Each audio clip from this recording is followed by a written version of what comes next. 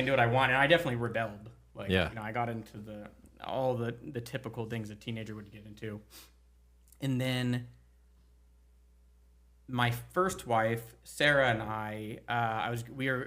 we had a scare at one point when we were younger, and I sort of just needed to like ask someone for help, but no one really could have helped. So I was like, I don't know who to call for help, like in this situation.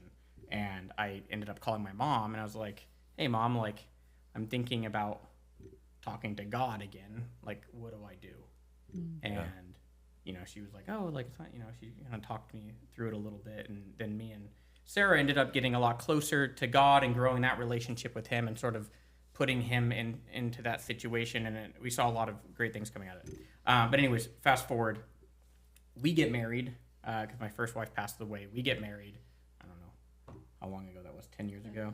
9 years that. ago. 9 years ago. That's crazy. And we're watching YouTube, and I don't even remember what we were watching, but there was a comment about, oh, well, you know, Jesus is just another story rehashed from some like Hindu god type of thing. And now immediately like, oh no. Like, what if I'm just brainwashed?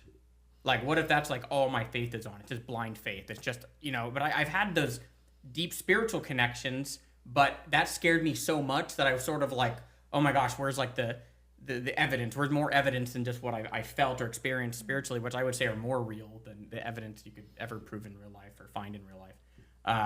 But I brought it to her, and I was like, what do you think about this? And immediately we just dropped off the edge. And it was hard. Like, we were so upset about it because, like, same as you, like, we put so much of our life into it. I had turned from God and went back, and now I'm like questioning his existence.